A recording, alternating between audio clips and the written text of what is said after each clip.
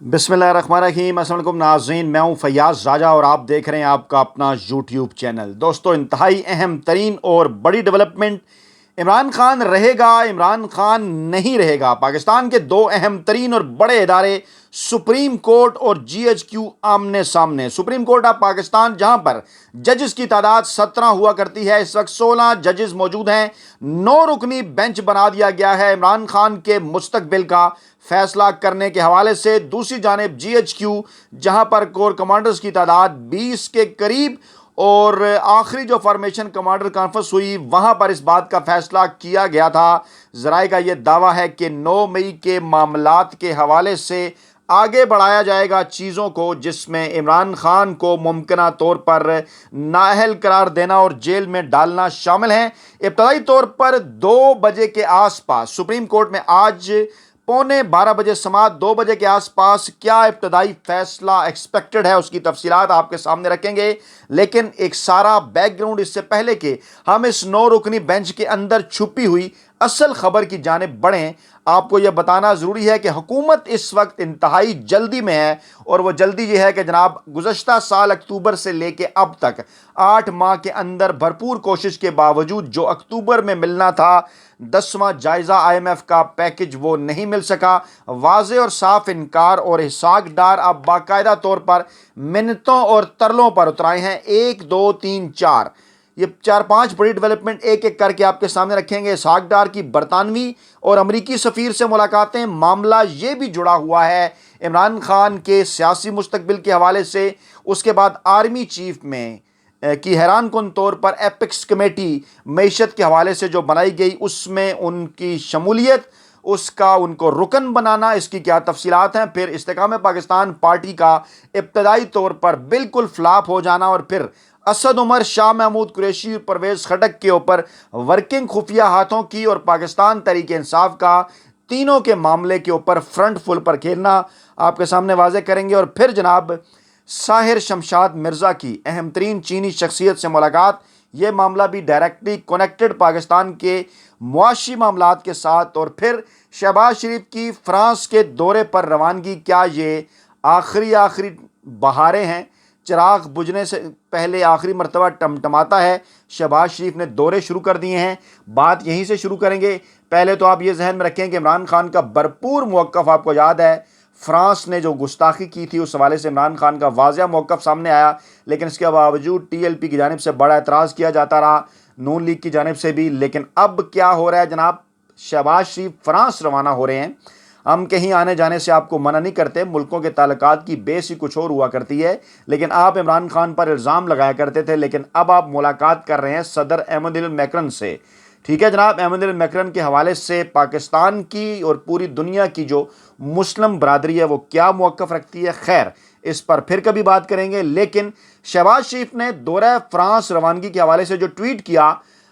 जो हालांकि समिट ये जो 22-23 को है, ये जनाब ग्लोबल जो है वो फाइनेंसिंग समिट है मौसमियाती तब्दीली के हवाले से। शहबाज शरीफ साहब फरमाते हैं कि बैनुल-अक़वामी मालियाती इदारों की तंजीम नौ पर पाकिस्तान का मौक़िफ़ पेश करेंगे, क्योंकि पाकिस्तान को उनके दौरे हुकूमत में मालियाती इदारे जो आलमी हैं, IMF, वर्ल्ड बैंक वगैरह, उनसे कुछ शिकायत हैं। मकसद इस हुकूमत के अपने करतूत हैं, लेकिन वो कह रहे हैं जनाब को फ्रांस में इस मामले को उठाएंगे। और हैरान कुन तौर पर एक ऐसे वक्त के अंदर जबकि शहबाज शरीफ की पाकिस्तान के अंदर सख्त ज़रूरत महसूस की जा रही है, बाज़ अहम तरीन सियासी मामलात के ऊपर वो फ़रार इख्तियार कर रहे हैं। एक ऐसी समिट में शिरकत के लिए जा रहे हैं जहां उनकी नुमाइंदगी कोई और भी कर सकता था, लेकिन इसके साथ साथ कुछ और मकासद भी हैं। ज़राए का ये दावा है कि वो लंदन में नवाज शरीफ से भी मुलाकात कर सकते हैं। इस हवाले से लंदन भी मुमकिना तौर पर उनकी जो आमद है वो मुतवक्को है, जिसमें अगले आइंदा आम इंतखाबात और पाकिस्तान तहरीक इंसाफ के साथ मुज़ाकरात के ऊपर गौर किया जाएगा। दूसरी बड़ी खबर जो इंतहाई अहम, डायरेक्ट कनेक्टेड, वो जनाब पाकिस्तान में जो है वो एक सिंबॉलिक ओहदा अस्करी क़यादत का, लेकिन सबसे अहम तरीन ओहदा chairman joint chief of staff committee general Sahir Shamshad Mirza. उन्होंने दौरा चीन के मौका पर अपने चीनी हम मनसब से मुलाकात की और ISPR के मुताबिक बामी दफ़ाई ताउन और तल्लुकात पर तबादला ख्याल किया गया। लेकिन ये दौरा भी, इसके पीछे भी इस वक्त पाकिस्तान के जो माशी हालात हैं वही हैं। ज़राए का दावा है कि चीन से ایک بار پھر درخواست کی گئی اعلیٰ سطح کے اوپر کہ پاکستان کے معاشی معاملات میں پاکستان کی مدد کی جائے، یعنی یہ دورہ بھی ڈائریکٹلی کنیکٹڈ۔ اسحاق ڈار کی امریکی سفیر سے ملاقات، IMF مذاکرات میں پیش رفت سے آگاہ کیا، لیکن ذرائع کا دعویٰ کہ باقاعدہ طور پر منتیں ترلے کیے۔ کل انہوں نے برطانوی سفیر سے ملاقات کر کے منتیں ترلے کیے تھے معاف کیجیے گا، ان کو کہا تھا کہ جناب کسی نہ کسی طریقے سے ہمیں IMF کا جو پروگرام ہے وہ دلایا جائے، وہ لے کے دیا جائے۔ اب امریکی سفیر سے بھی انہوں نے یہی منت ترلا کیا اور انہیں آگاہ کیا جناب کہ دیکھیں ہم نے جو ہے وہ بڑی زبردست پالیسیاں اپنائی ہیں، آپ کی تمام تر چیزیں ہم نے مانی ہیں، اور جناب لیکن ہمیں IMF کی جانب سے قرضہ نہیں مل رہا، مالیاتی گیپ ہے، اس کو ہم کیسے پورا کریں گے، بجٹ ہمارا سامنے آ چکا ہے۔ پھر اپنی پیش رفت سے آگاہ کیا کہ IMF کے ساتھ ہمارے یہ مذاکرات ہیں، اور پھر امریکی سفیر نے کہا کہ چلیں دیکھتے ہیں اس کے اوپر وہ بات کریں گے۔ ایسے موقع پہ ملاقات ہوئی ہے جب IMF کی جانب سے 2019 کا توسیعی فنڈ سہولت EFF جسے کہتے ہیں 1 ارب 20 کروڑ ڈالر کی قسط جاری ہونی تھی، لیکن 9ویں جائزے کی مدت 30 جون کو ختم ہو رہی ہے۔ آپ آج ویڈیو دیکھ رہے ہوں گے، 8 دن رہ جائیں گے، لیکن اس کے باوجود کچھ نہیں مل سکا پاکستان کو۔ اس حکومت کے اپنے کرتوت پاکستانی معیشت کو کہاں یہ لے آئے، اور IMF کے ساتھ معاہدے سے متعلق بے یقینی پر اس سٹاک مارکیٹ میں 432 پوائنٹ کی کمی، جو ایک بڑی کمی جو ہے وہ سٹاک مارکیٹ بھی گر گئی۔ پھر گزشتہ ہفتے IMF نے حکومت کی جانب سے قومی اسمبلی میں جو بجٹ پیش کیا گیا اس پر بھی انہوں نے کئی سوالات اٹھائے تھے۔ نمائندے نے کہا تھا جناب کہ پاکستان کو 3 معاملات میں مطمئن کرنے کی ضرورت ہے، جس میں اہم ترین معاملہ آئندہ سال کا مالی بجٹ بھی ہے، اس سے وہ مطمئن نہیں ہے، مہلت ختم ہونے میں چند روز باقی ہے، اور اس خدشے کا اظہار کیا تھا انہوں نے بھی کہ پاکستان اور IMF کا معاہدہ نہیں ہو پائے گا۔ پاکستان نے تحفظات کے جواب دیے تھے، لیکن انہوں نے تحفظات کو ماننے سے انکار کر دیا تھا، اور کیونکہ EFF کا جو معاہدہ ہے 9ویں جائزے کے تحت ملک کو گزشتہ سال اکتوبر میں جو ہے وہ تقریباً 1 ارب 20 کروڑ ڈالر ملنے تھے، لیکن 8 ماہ گزر جانے کے باوجود ابھی تک کوئی قسط جاری نہیں کی گئی، اور IMF کا کہنا ہے کہ پاکستان نے معاہدے کی اہم شرط پوری نہیں کی اس حکومت کے آنے کے بعد خاص طور پہ، اور اس تاخیر کی وجہ سے IMF پروگرام کے 10ویں جائزے کا سوال ہی پیدا نہیں ہوتا۔ اب یہ صورتحال ہے، عمران خان نے اسی جانب اشارہ کیا تھا 14-15 ماہ پہلے جب پاکستان میں رجیم چینج آپریشن غیر قانونی اور غیر آئینی طور پر ناجائز طریقے سے عمران خان کی حکومت گرائی گئی، ملکی پلیئرز بھی تھے، انٹرنیشنل پلیئرز بھی تھے، اور اس کے بعد پاکستان کی اکانومی کو اس سال تک پہنچانے کے اندر یہ جو ایکسپیرینس ٹیم ہے شہباز شریف کی، جو جب وزیر اعلیٰ پنجاب ہوا کرتے تھے تو شہباز اسپیڈ کہلاتے تھے، لوگوں کو شاید اس بات کا اندازہ نہیں تھا کہ میاں صاحب ان کی جیب میں پیسے ڈال دیا کرتے تھے مرکز سے، اور اس کے بعد تو بڑا آسان تھا، خود جب انہوں نے پیسے جنریٹ کرنے ہیں تو انہیں پتہ چل گیا، اور میاں صاحب بھی پیسے کیسے ڈالتے تھے۔ وہ جناب اس وقت کچھ دیگر معاملات تھے، بڑے بڑے جناب پروجیکٹ شروع کر کے اور پھر ان میں کک بیکس اور کمیشن، اور پھر پنجاب کے اوپر بھی خرچ کرنا۔ اچھا، اب یہ جو تمام تر بڑی ڈیولپمنٹ ہیں یہ اور اہم ترین چیزوں کی طرف بھی اشارہ کرتی ہیں، وہ کیا کہ پاکستانی اسٹیبلشمنٹ کا دفاع کے اندر، خارجہ پالیسی کے اندر، داخلہ پالیسی کے اندر، دیگر معاملات میں تو کردار تھا ہی، آپ کو نظر آ رہا ہے، پاکستانی معیشت میں بھی ان کا بڑھتا ہوا کردار۔ اور اب وزیراعظم کی سربراہی میں معیشت کی بحالی کے لیے ایپیکس کمیٹی ایک قائم کی گئی، آرمی چیف اور دیگر عسکری قیادت کو بھی اس کے اندر شامل کیا گیا۔ خزانہ، دفاع، منصوبہ بندی، دفاعی پیداوار کے وزراء، پیٹرولیم کے، فوڈ سیکیورٹی کے، انفارمیشن ٹیکنالوجی کے، لیکن ساتھ اہم ترین اس میں خبر یہ کہ آرمی چیف بھی شامل ہوں گے اور دیگر عسکری حکام بھی شامل ہوں گے۔ ایپیکس کمیٹی بیرونی سرمایہ کاری کیسے حاصل کی جائے فریم ورک تیار کرے گی، کیونکہ کل معاشی پلان ایک تیار کیا گیا تھا، قومی پلان معاشی بحالی کا، اسپیشل انویسٹمنٹ فیسیلیٹیشن کونسل کے جناب سرمایہ کاری کے راستے میں جو رکاوٹیں ہیں وہ کیسے دور کی جائیں۔ آپ عمران خان کے دور میں دیکھ رہے ہیں تمام تر اکنامک اشاریے اور اس وقت کی فارن ڈائریکٹ انویسٹمنٹ، اس وقت کی گروتھ، اکنامک گروتھ، اس وقت پاکستان کی پر کیپٹا انکم، اس وقت پاکستان کی برآمدات اور دیگر تمام تر انڈسٹریز کے اندر، ایگریکلچر کے اندر جو ترقی، جو گروتھ تھی، اور آج کی حکومت کے ساتھ اگر اس کا کمپیریزن کریں تو دل خون کے آنسو ہوتا ہے کہ پاکستان کی چلتی ہوئی اکانومی کو جو 6% کی رفتار کے ساتھ ترقی کر رہی تھی اس کو کدھر 0% پر یہ لے کر آ گئے ہیں۔ اور تجربہ کار ٹیم کا انہوں نے نام دیا، مقصد کیا تھا کہ کسی نہ کسی طریقے سے NRO حاصل کیا جائے، اپنے کیسز معاف کرائے جائیں، اپنے معاملات عدالتوں کے ساتھ سیدھے کی جائیں، نئے الیکشن میں کچھ نہ کچھ حاصل کرنے کی راہ ہموار کی جائے، کیونکہ انہیں نظر آ رہا تھا کہ عمران خان نے 5 سال پورے کر لیے تو ان کے ہاتھ کچھ نہیں آنے والا۔ مافیا اور ہینڈلرز ایک دوسرے کو ڈرا رہے تھے، اس وقت ہینڈلرز نے مافیا کو ڈرایا کہ جناب اگر آپ نے عمران خان کی حکومت نہ گرائی، تحریک عدم اعتماد میں ہم آپ کی مدد کریں گے اس کے ذریعے، تو پھر اگلے 5 سال بھی عمران خان اور اس سے اگلے 5 سال بھی عمران خان ہے۔ اور اب یہی مافیا ہینڈلرز کو ڈرا رہا ہے کہ جناب اگر اب آپ نے ہماری مدد نہ کی، ہمارے پیچھے نہ کھڑے ہوئے،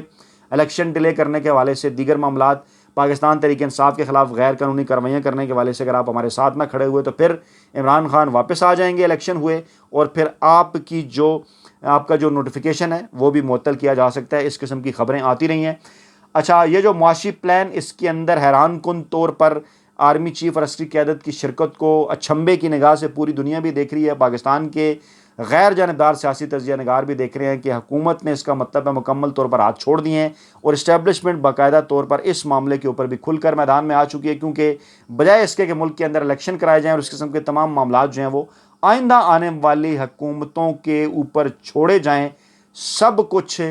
اگلے عام انتخابات سے کرنے سے پہلے جو کوششیں کی جا رہی ہیں، مقصد ان کا ہے کہ کسی نہ کسی طریقے سے عمران خان کا راستہ روکا جائے۔ دوسری طرف